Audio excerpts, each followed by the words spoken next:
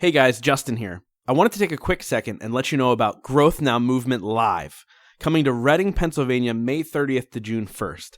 This event is going to feature some of my top guests like Fabio Viviani from America's Top Chef, best-selling author and future board expert Sarah Centrella, Albie Manzo from Real Housewives of New Jersey, and many, many more. This is going to be a game-changing event. It is truly going to be a day-long rock concert for entrepreneurs, forward thinkers, and people who are ready to take their life to the next level. So if that's you, head over to gnmlive.com and grab your tickets today because prices are going up soon. Again, go to gnmlive.com now to level up your life and truly create the life of your dreams. Can't wait to see you there. What is the secret to unlocking your full potential? What makes your idols any different than you? How do you become the person you've always wanted to be in life? This is where you get all of your questions answered. My name is Justin Shank, and I sit down with some of the most epic individuals who are changing the world with their actions in business and in life. We discuss how they did it, why they pushed themselves, and more importantly, how they were able to focus on continuous growth to achieve their dreams. Welcome to the Growth Now Movement. This week, I sit down with Mike Kim. Mike is a top-notch marketing consultant, communications strategist, and copywriter. He's somebody that I connected with a thing in 2018, and we just hit it off. You know, really good dude, really down to earth. And yes, he's reached massive success as an entrepreneur, but what he focuses on is truly living the life that you want and creating the life that you want. So he is a digital nomad. He's somebody who works from a laptop. Probably as we're speaking right now, he's on some island right now. But, you know, with that being said, he gives you the tools you need to grow your brand, to reach the people you need to reach and really grow your business. There's a ton of good nuggets in this episode. You know, we talk lifestyle, we talk marketing, we talk Instagram growth. We do all that stuff in this episode, and we have a lot of fun while doing it. Also, stay tuned because he actually shares the one person that he would have dinner with, which is what I asked during the 5 rapid fire questions. By far, the greatest answer I've ever gotten. So I think you guys are going to love this one. Now, without further ado, let's get into the episode with Mike Kim. Mike, welcome to the show, man. Justin, dude, I'm honored to be here. This is great. Thank you all for tuning into us, rambling today. This will be hopefully helpful and valuable to you. I know that it will, you know, and you and I connected at the thing almost a year ago, which is crazy. We've been trying to get this situated since then, but here we are. And we're wearing the same color shirt, I think, except I'm wearing it here and you look fancy. But I'm excited about the conversation because I didn't see your talk since I left early, but I got to know you and I could tell the depth of your knowledge. I could tell the heart behind what you do. And I was like, I got to have a deeper conversation with this guy. Let's just record it in the process and have, you know, thousands of people listen at the same time. Yes. But yeah, man. So I'm excited. But why don't we start here? Who is Mike Kim today? And then we'll break down how you got there. Sure. Like today. So, you know, people often say like, you can tell a lot about someone's personality type by how they answer the question. So tell me about yourself. Right. Mm-hmm. And so there are certain people that are always going to answer in terms of work. Other people are always going to answer in terms of family, right? And then there are other people who are like me who basically say, well, what do you want to know, right? So there's a little tidbit for you. I know that like I'm like into all these personality tests and stuff like that because I'm really into anything that helps us become more self-aware. And today, I'm basically a digital nomad. I'm sure many of you have heard that term. I work locationally independent from my laptop. I live that laptop life, if you will, and I specialize in marketing. And so there's 2 arms to my business. I get hired by people who are in the thought leadership space. That's what I call it. These are speakers, coaches, or consultants, and they make a living by sharing what they know.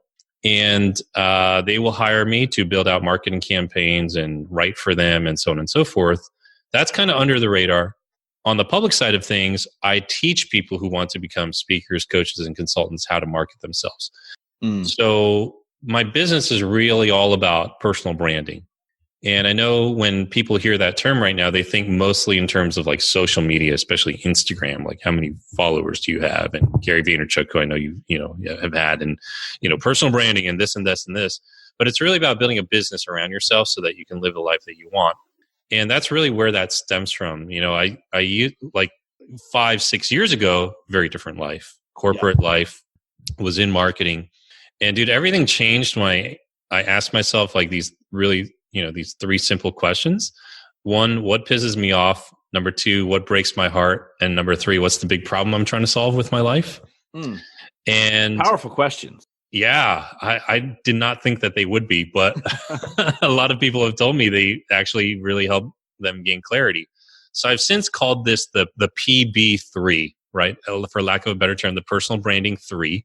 And these are the 3 questions that I ask people when they want to know what the next steps in their life are, whether they want to start a business or just want to make a change in their life.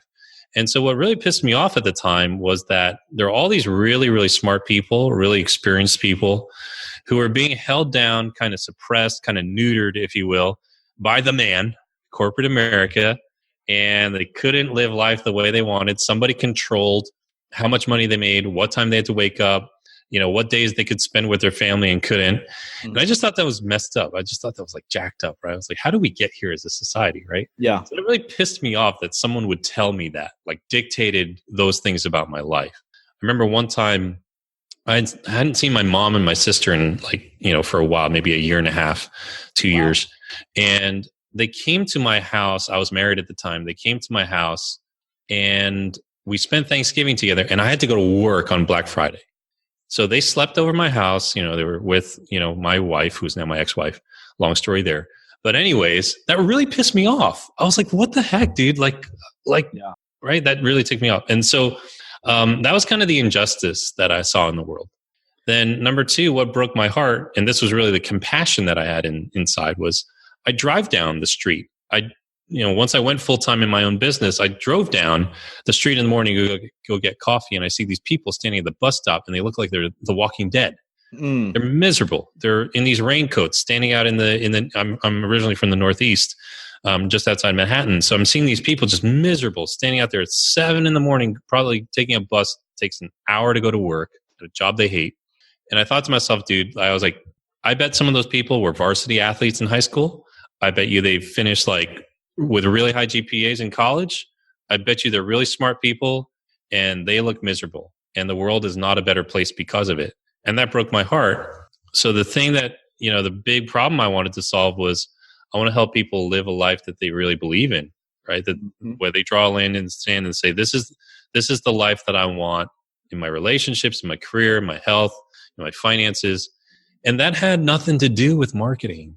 Right? It had nothing to do with I didn't wake up in the morning and go like, that ad is so bad it pisses me off. I didn't wake up in the morning and look at a commercial and be like, wow, that really breaks my heart that these guys don't know what they're doing. It wasn't about marketing, but I realized that I could solve this problem through marketing and through helping people market themselves. So that's what I do now. That's a kind of a long story, but those questions really help frame what I do now. And I love it because I really do believe that people should live the life that they want. I really believe that, to my core. So that's what I do now. I think that a lot of us, me as well, we tend to build something that we're passionate about around something that affected us, right? Mm-hmm. My whole thing is I want to teach people that it doesn't matter where you come from. It matters are the decisions you make today. That's because of where I came from. And I made the right decisions to get to where I am today. And I see you where you're miserable in a corporate job and you're like, I'm not happy. And then I see other people and they're clearly doing the same thing. And you've kind of built this brand around that. Is that essentially how you help people frame what it is they're trying to communicate? Yeah, because a lot of people, as a result of what I do, I create a lot of content. I do a podcast, I blog occasionally, and I hold events just like you do. And people want. I don't blog though. Let's. There you go. I can't write at all. I read a book and I'm like, I don't know. but in essence, people, and this sounds really self-aggrandizing, but I don't mean it this way. People want my life. They look at my life and they're like, okay, he can work wherever he wants. He can travel. He's doing these conferences. He's sharing what he knows. I want that life. Now, we all know it's not like roses and unicorns, right? Of course. But for the most part, it looks better than going to a cubicle every single day. So they'll follow me online. That's become sort of my brand. And I say it like this. And again, I don't mean this in a weird or self-aggrandizing way, but people pay me to have an interesting life. And I love it. Yeah, we do this all the time. This is why we live in such a voyeuristic society. We follow these people on Instagram. We watch their YouTube channels. We listen to their podcasts even. And it's not like at the expense of our own identity, but we want to find someone we can connect with, relate to, that is living life a little bit further down the road than we are right now. We want to believe in that. And so for me, serving my audience, building my business around those kind of people who want to have the kind of life that I have, that's who I'll serve. Now, I think there are other people, and you probably have the same thing happen on your show, people who don't want to become their own boss or don't want to become an entrepreneur in any way, but they're just inspired that you just have the guts to go do something. Yeah. Right. So I see that kind of mix with the people that I talk to, but my business is built around helping people market themselves and start a coaching or speaking or consulting business or a lifestyle business. Yeah. Now, so here's an interesting question that I'm wondering, because I think about a transition. I mean, I've only known you for a year. I've only known of you for a year. And so I didn't know old Mike Kim. I didn't know corporate Mike Kim. I didn't know married Mike Kim. But I do know the guy who loves a nice drink and the guy who likes to have a good time and travel the world and builds this awesome thing. Are you the same person, or did you evolve? So, and what I mean by that is, are you becoming almost, I don't want to ask it that way. That's a terrible way to ask it. Have you built the life you've always wanted, or did it naturally become this? You go, this is what I wanted. Like it was almost like a self-discovery through the last 5 years. It's a little bit of both. And here, I know that's a very safe answer, but here's what I mean by this. I think the journey that I went through two very significant changes in the last 6 years. And 6 years is not really a lot of time. If you really think about that, that's not really a lot of time. A lot of things can happen in 6 years. People can get married, they can start families, they can get divorced, they can start a new job, they can get fired from a job, they can start a new business, et cetera, et cetera, et cetera. And for me, I went through two really big career changes, and then I went through a divorce. Now I don't have kids, but I was, all in. My prior line of work, I was in music, and I grew up in this really religious world. And I did music in that scene, so I can still hang a tune. I kill it at karaoke in the bars, right? Well, after I've had 17 drinks, right? I know what we're doing in Orlando, by the way. There we go, right? And so, and I had that kind of life. And so, the thing that was always consistent about me, though, was that I was always kind of a contrarian. I thought different. I always questioned things, but I thought that was wrong. Now, I know most of you can't see what I look like, but I'm Korean. I'm Korean American. Right. And in my culture, in Korean culture, even though I'm very Americanized, I joke with people, I'm a white dude in an Asian body. Right. He's also 6 foot? It's 6'3". Yeah. So I kind of stand out. Right? But in my culture, in Korean culture, you're not supposed to be an individual. I mean, it is almost the complete opposite of American society, right? And values, where the individual is above all. You do what you want. You live life the way you prefer, right? No one should judge you, et cetera, et cetera. Korean culture, you're supposed to be a doctor, a lawyer, a business person, or a pastor, right? And these are all very regulated industries. All four of those things are very regulated, right? You don't have any individual expression. You go to school, you do what they tell you, you produce test results, wash, rinse, and repeat. And I never liked this. So it took me a long time to discover and become honest enough with myself to admit I am who I am. So am I living the life that I've always wanted? Yeah, I think so. I just didn't know how to articulate that. Sure. And if I could sum up everything I've gone through in the last couple of years, both professionally and personally, it was really just a process in becoming really honest with myself and accepting myself for being honest with myself. How do your parents? How do your parents look at that? They were super open-minded. That's the one thing. My parents, I grew up in World War III, man. I mean, my parents were I fights every day. What I remember from childhood is just waking up to the sound of them arguing with each other. So it was not a stable home. So what I did was on a whim, my mom brought me when I was probably in junior high to a church. We'd never gone to church before. She brought me to a church because my dad was just off the rails.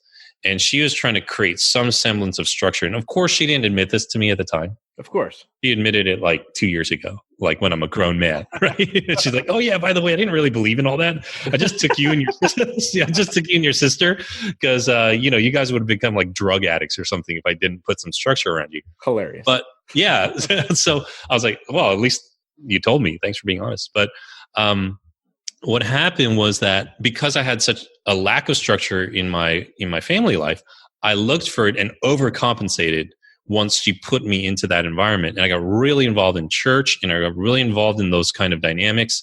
And it was really nice because it's yes or no, do this or don't do that, right and wrong. All these decisions are made for you. And as I got older, I was like, wait, I'm not really sure I believe that. Or I've got a question. And well, Korean culture, you don't ask questions, right? So I went through all this, and I never knew that I was really, really wired that way until I got a little older. And I will admit this, I never would have ever imagined I'd be an entrepreneur. I never had the drive. I never had the motivation. I didn't have the patience for it. That took me by surprise. Yeah. But once I became more fully actualized in myself and honest with myself, I'm like, this sucks. I hate that. And that's why I really start with that question, what pisses you off? Because I'm not a super emotional guy. Like, I'm pretty steady Eddie, but when it comes to that, like, you've got to tap into emotion, because nothing changes without emotion. We don't make any kind of real changes in our lives without the power of emotion behind it. Sure. So, yeah. So I want to get into, another obviously big change in your life, and that was your divorce. So what came first? Like, it's like the chicken and the egg question, right? So did the divorce come and then you're like, I need to go become an entrepreneur, or were you like, I need to become an entrepreneur, and then the divorce came? Or are the two not related whatsoever? No, I think they're related. I got married when I was 27, and my ex-wife, she was 20. Oh, wow. Yeah, super young, right? And part of, like, we only dated for about 6 months, and then we got married because, we're stupid. And we weren't stupid, but we were young, and we met in church, right? So we're like, okay, if we're like moral people, life will just work out. Yeah. Right. Like, that's how I saw the world. Right. And I'm like, that's hard times are for other people. They're not for us. Right. And I genuinely love this person. I still do, in a different way now. Right. But the long and short of it is, when we hit 10 years, and we never had kids, when we hit 10 years, she wasn't really happy with what she was doing in her life. She had some goals and dreams that, didn't materialize. And I wasn't completely happy, but I kind of accepted life for what it was. Mm-hmm. And we did what many couples do, which is just kind of follow into a routine and do the same dance over and over and over again. And until one time it didn't work. And she just kind of went into this downward spiral emotionally and made some really, really, like, unwise, decisions. And there was a lot of damage done in our relationship, in the relationship between me and her family, her and my family. And when I look back at it now, I am not angry at her. I've forgiven her. I know why it happened. And actually, when everything first happened, like, she was like, hey, I really, like, feel like, I'm not happy, and I kind of want to see other people. I'm like, wait, we're married. Like, are we, like, that doesn't really work. I mean, if you're talking about something like really risque, like, hey, we can talk. I was like, this is like every man's fantasy, I guess, right? But a glimpse into Mike Kim's life now, folks. Yes, right, exactly. But the long and short of it was that, she got married when she was very young, and she never really had her youth. And so I understand that. And she wasn't at a place where she could articulate what she was looking for and what she needed. Right. Right. And so I don't hold that against her, because I think all of us, we do what we know how to do at the time. Right. And some of us, like, when we don't get to a place where we can really work on ourselves, we react the way that we've always reacted, or we're not mature enough to tell somebody what we really need or want, because we're not even aware of it. We're just, I'm angry and I've never been happy. Okay, that's not true, but you can't articulate what you're really, really saying because you're not even aware of it, right? You're just going to, like, kind of snail brain, like, black and white. Everything is black and white, right? So we went through a really rough period of working through all that. Now, at the same time, about 2 years prior, I had become an entrepreneur. And now, in retrospect, I realize how hard that could be on a spouse. She married a guy that she thought would be, apples and apples, and then he turned into oranges, right? Yeah. And so I evolved as a person, and she was evolving as a person. And I know Susie Miller, and Susie walked us through a lot of that stuff together. And I'll never forget one of the things she told us. she said, you know what, you guys have had the same 3 dance moves for the last 10 years, and they've always worked until they don't. And they don't work anymore. And you're either going to have to learn some new dance moves or this dance is over. And I always thought that was a really good analogy. Yeah. And those dance moves for me were, because I can't speak for her, right? She's not here. I don't want to speak for her. And I respect her and I respect our journey and our, we lived a lot of our years together. We were married 12 total years, right? So most of my adult life I spent with this person. But for me, the new dance moves were, I had to learn how to be honest with myself. I had to learn how to speak up when I wasn't happy about something. Because I was so much older and because I'm Korean and she was Korean, that's part of our culture. We, if I'm older, I just say, okay, she's young and she's kind of foolish. Just kind of let her do what she's doing. And It's a very enabling culture in that regard. So I had to start to learn how to say, I'm not really happy about that. And I had to realize that I was very scared of getting angry because I just said a few minutes ago, my dad was off the rails with his temper. So I went the complete opposite way and would never say anything when I was upset because I was afraid I would blow up like he did. Yeah, and became super passive. Yeah. So but only in my marriage. Yeah. And that's what Susie helped me understand. She's like, you're not like this with your friends. You're not like this with your clients. Your clients give you crap. You throw crap right back in their face. She's like, only in your marriage are you like this. And you're not integrated. You're not a whole person. You're compartmentalizing this part of your relationship and it's hurting you. So those were some of the dance moves I had to learn. And of course, it takes 2 to tango. And there are other things that, she had to learn. And long story short, we just couldn't figure it out. Yeah. And so at the end of the day, I made the final decision. She had initially wanted to get a divorce very early on. Then we worked through it for about 2 years. And I was like, this is chaotic and we're not getting anywhere. And then I'm the one who finally pulled the plug. And so, dude, during that time, it was a season of holy cow, who am I? The everyday routines, even everything was a trigger.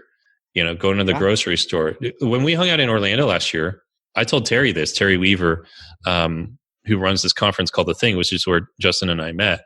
I told Terry, I was like, dude, thank you for bringing me to Orlando. And I'm going to just really be upfront and honest. And this was as a result of a lot of the work that I had done with Susie and another counselor, but just to be able to kind of articulate it so people would know, so I could ask for help and grace before I actually fizzled out. And I told Terry, I was like, dude, I'm really honored to be here at the event, but I got to let you know, this is the first time I've been in Orlando since before I got married. And before I got married, I took a trip with my my fiance at the time and her mother, and we went to Disney World. And that's where we really, really kind of hit it off. And so Disney and Orlando have a lot of significance for me. And this is my first time back in Orlando, and I may be a mess. And I want you to know I may not be at every session. I may be totally jacked up. I may look super depressed. And I was able to tell him ahead of time.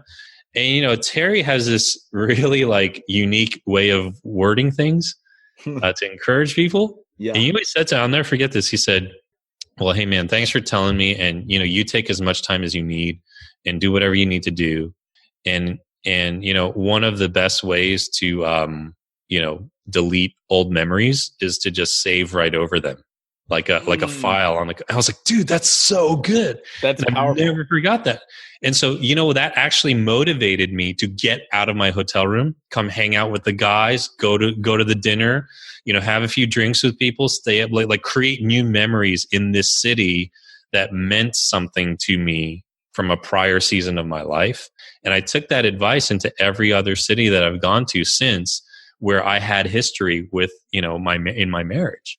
And I've never forgotten that. So yeah, man, I mean, to put a bow on all that, it's you just have to keep moving forward. And one of the best ways to keep moving forward is just keep doing life, find new friends, go out and try new things, create new memories.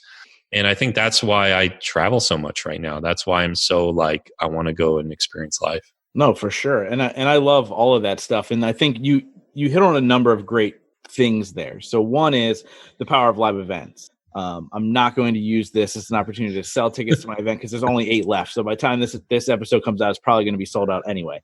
But with that being said, when I was at the event with you, you had said something to me, and I don't even think you realized this because we haven't talked much since then. We were having a chat about my business and what I was doing, and you said to me, you have to stop competing being the lowest bidder. Yes. And so that sounds like something I would say. So it completely changed my perspective on what I was doing, how I was marketing, who I was working with. It's completely shifted my business from that one sentence. So it's those in between the margin conversations, as Terry says, that are going to change your life at an event like that. So that's number one. But number two, the importance is vulnerability and authenticity of who you are when you're approaching relationships, when you're approaching business, when you're approaching everything. Can you talk into that at all? Because I know you're really big on being authentic. Yeah, it's, I feel like all of us, especially those of us who create content or we share our thoughts or we're on a stage, you're a speaker, I'm a speaker. Like when I'm in speaker mode, like on a stage, I feel like I assume this alter ego. Mm-hmm. I'm like, this is Mike Kim, the speaker. But I work very hard not to take that with me off the stage. I work very hard at that. And again, I did a lot of music, so I've been on stages a lot. I did a lot of speaking. And so because like the people connect with you, they're inspired by your words, but they connect with you over like your humanity, your authenticity, your realities. And for me, like I don't want to be some world famous person who has to sell a bill of goods to keep this persona running. I'm just not wired that way. Yeah. I am too contrarian to do that, and yet at the same time, when I see people not stepping into who they can truly be and they can't see who they are for themselves because it's really hard to see that in yourself. I'll say stuff like I said to you, like to call it out and be like, dude, I'm not just saying this. Do you not realize like the kind of people and that you've worked with and that you've had on your show and the connections you have? Somebody like you should be positioned more high. Somebody like you should walk with your head tall and with your back straight and know that, you have a lot of value to add to the world. And that's also being authentic because that's really who you are. Like, so, people ask me a lot about how did you get to work with all these people that you worked with? In my industry, I've worked with a lot of top names. And I'm like, I just am who I am. I'm very, very honest. And part of that doesn't mean I'm always weak. Part of that or vulnerable. Part of that also means, I know what the heck I'm doing. Just trust me. Like I know what I'm doing. And it's that confidence that a lot of my clients buy. And it's the confidence that rubs off on a lot of my friends. And in times of my sorrow and my weakness and my vulnerability, they've been there to carry me through that, through that season. That I remember in 2016, dude, I'm telling you, I don't think a day went by where like my phone didn't ring or get a text message. I got some sort of message from people every single hour. It was crazy. Like they just made sure I was never like alone and dove into some despair. And I realized I would never have had that kind of support and help. I'll never forget those people. I never would have had that kind of help and support had I not been open with them in the first place. And so this idea that we're going to build a wall around ourselves, it's paradoxical because we want people to get to know us, but we don't empower them to know us because we're afraid that, we're going to be seen a certain way.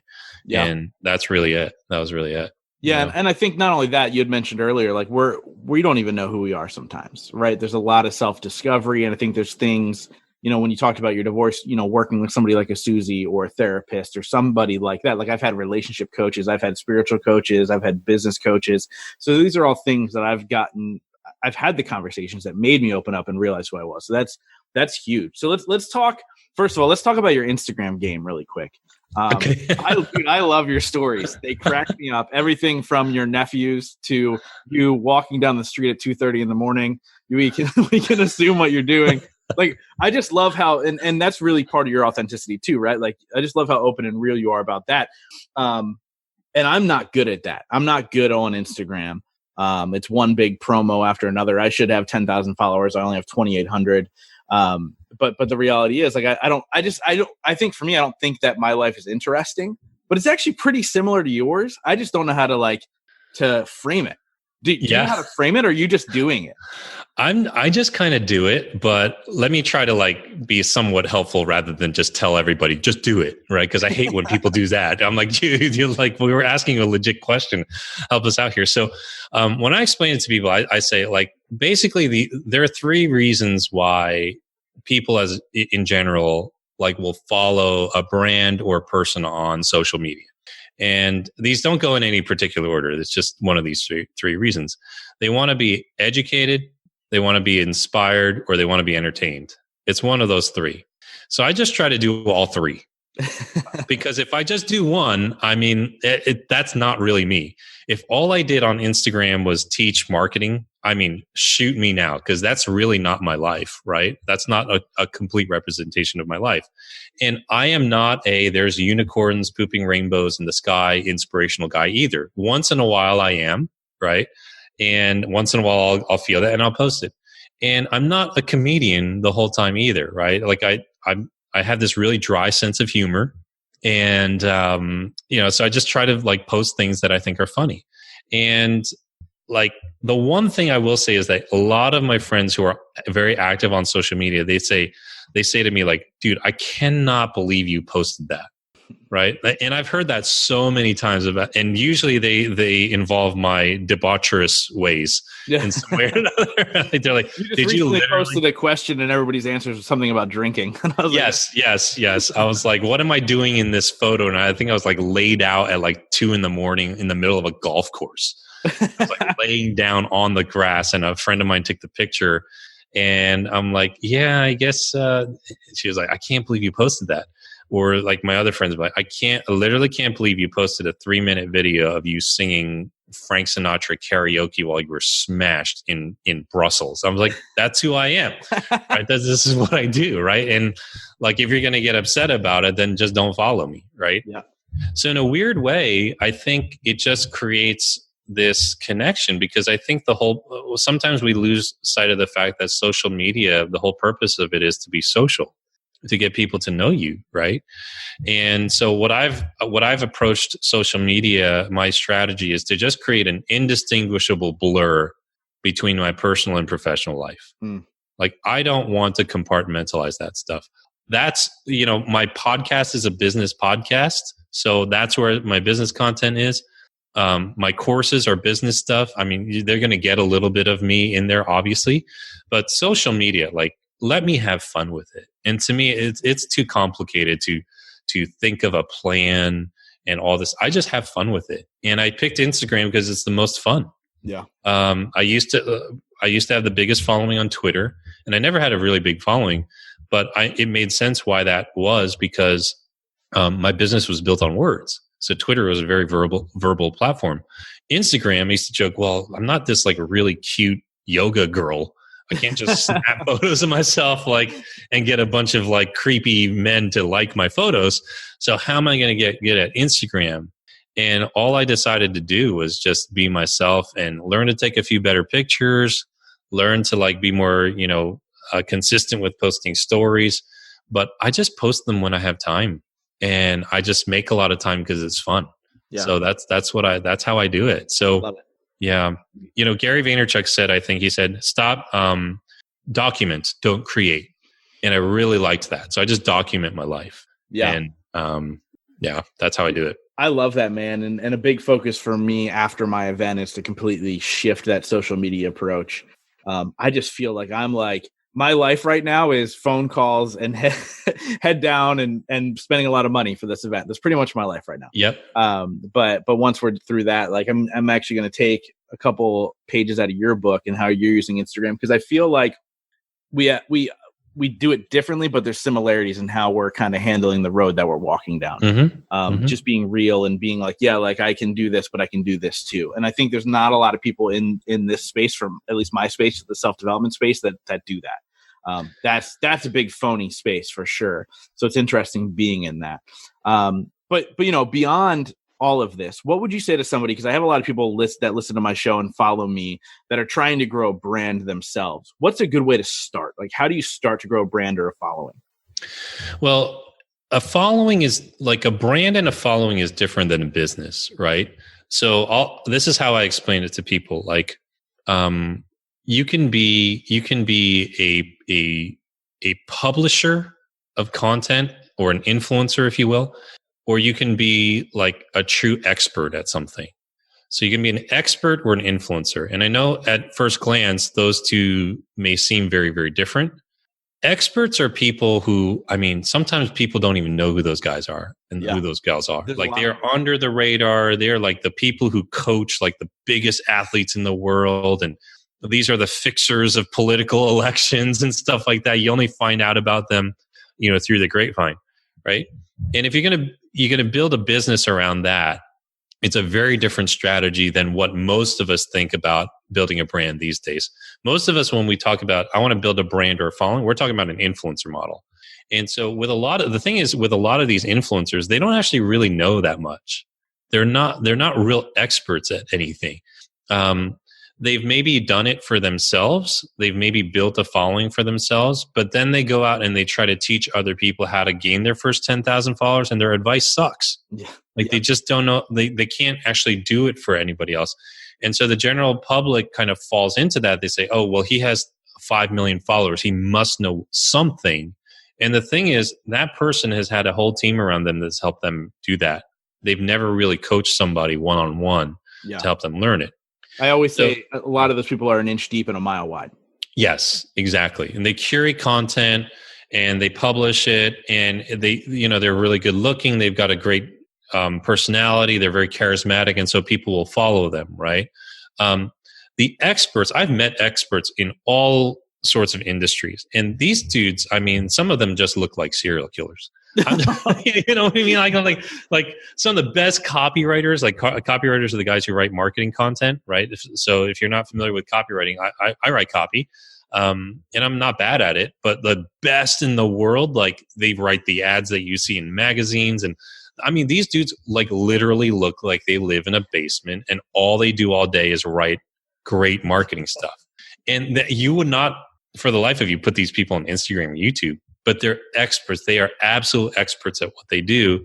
Everyone who's anyone in that industry knows who they are, but they are not going to go out and be like, here's me on my private jet, and here's me like laying back on the beach in Boca or something like. They're not going to do that. So there's two very different models.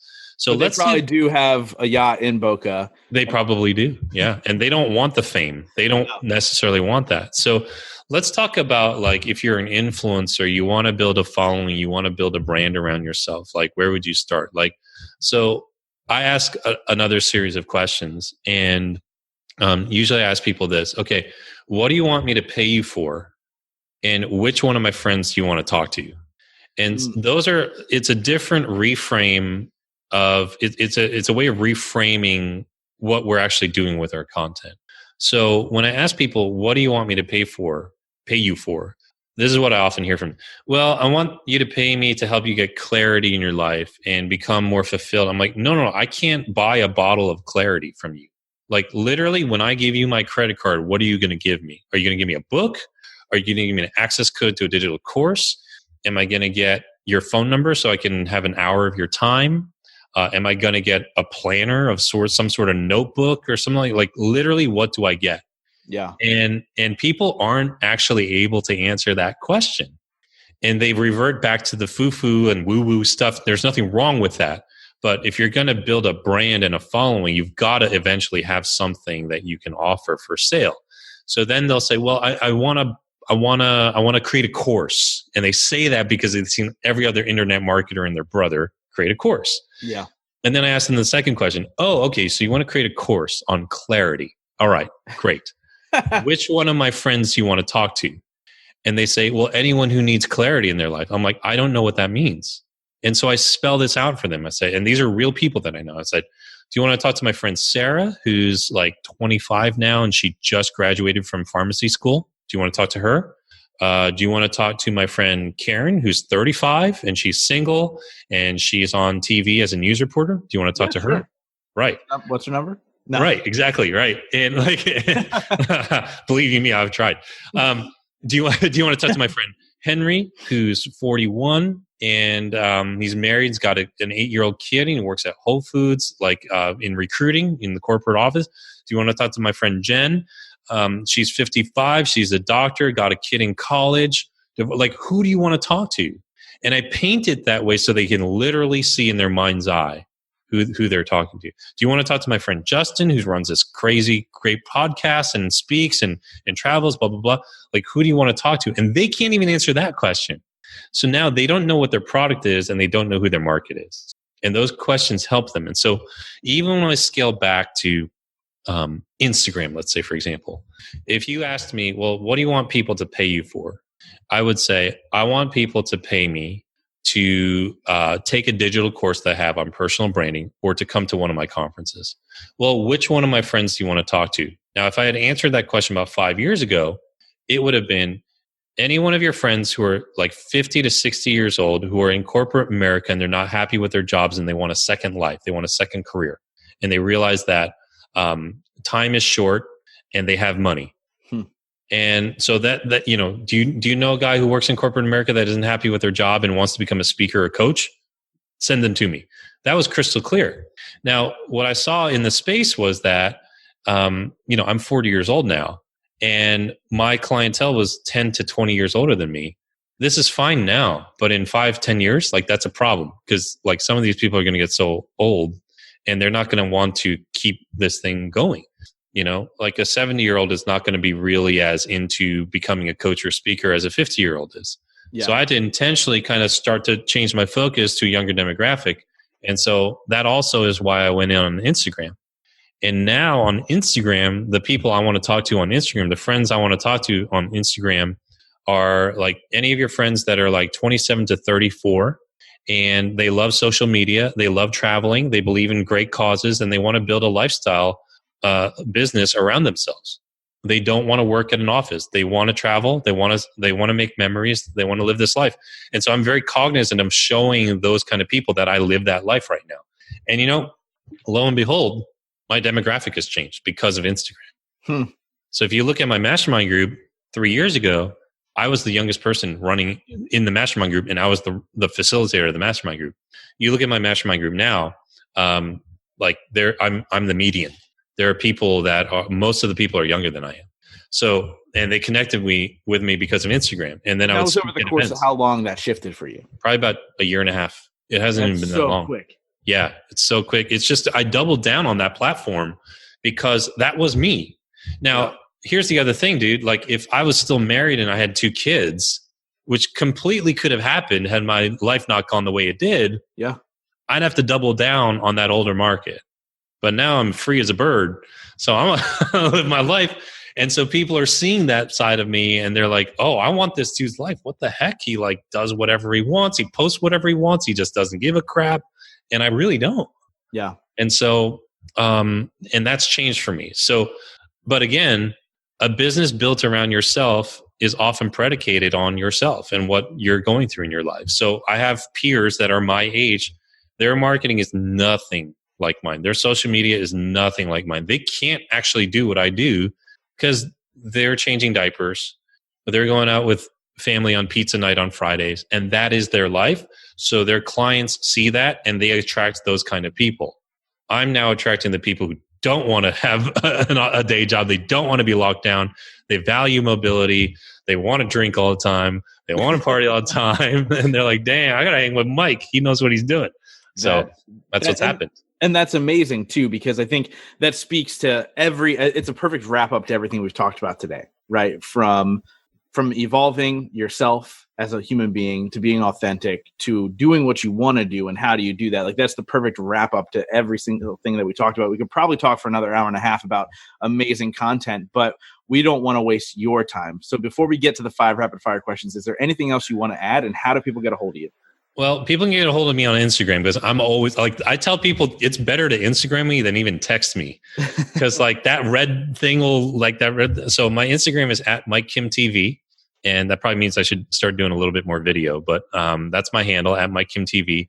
My blog is MikeKim.com, and my podcast, if you're interested in building a personal brand, is called the Brand You Podcast.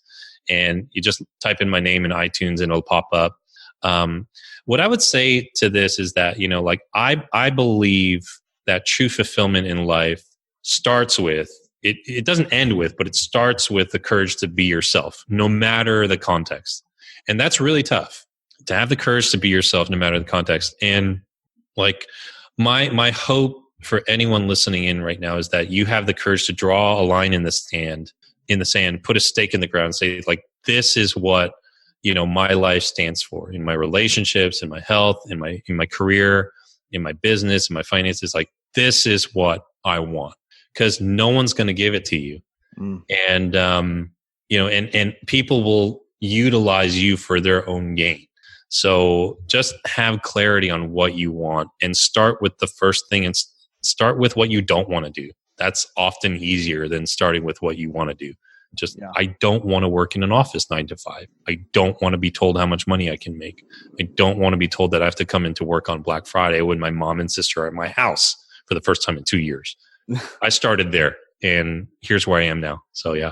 Dude, I love it, man. So we're getting into the 5 rapid fire questions. Some are fun, some are serious, but I ask you to answer within one word of the most one sentence. Are you ready? Okay. I have no idea what's coming. Here we go. All right, so the first one's a 2-parter, which is, what's your favorite and your least favorite word? Oh, wow. Favorite word, yes. Least favorite word, gosh. Let me say it let me say it. Can't afford it. I hate that. I have rooted that from my vocabulary. I love it. What is one trait in a friend that's non-negotiable? Open-mindedness. If you could have dinner with one person, living or dead, who would it be? Jennifer Aniston from season 2 of Friends. That's like literally the first thing that she was so hot. Holy crap. Like literally I would you give me Rachel Green when she was 29 years old any day. I know that is not like the most profound answer. Like literally that's the first thing that popped into my mind. But here's the best part about all of this, right? Every single time I've ever asked that question, it's always been profound. It's always been Bill Gates, Mahatma Gandhi, whoever, right? You go, no, man. Jennifer Aniston from season 2 of Friends. Dude, I could read Bill Gates' book. I want to go on a date with Jennifer Aniston from season 2 of Friends. Dude, I love that. I love it. At the end of your life, if you could only be remembered for one sentence, what would that sentence be? He lived life his way. Love it. Now, obviously, this podcast is called The Growth Now Movement, so I wrap up every single episode with this one question, and that is, in your life, what has been your biggest moment of growth? Going through a divorce, the heartache of that, and learning to stand on my own 2 feet and take care of myself. That was hands down most important thing to my growth. Mike, thank you so much, man, for coming on and sharing your wisdom and your knowledge and making me laugh with probably the greatest. He was the one person you would have dinner with. That needs to be the soundbite on your Instagram, like little audiogram. That's it. Yeah. That's too good, dude. I appreciate you. Thank you so much. Dude, thank you so much for having me, and all you who tuned in today. Thanks for listening in on this convo. It's great to be with you guys. Thank you guys so much for being a part of the Growth Now movement. This is how you can really help me out. If you guys enjoyed this episode, please share it out on Facebook, Instagram, Twitter, all that fun stuff. And let's grow this movement to epic heights. And it's all going to be because of you guys. Thank you so much, and we'll see you next week.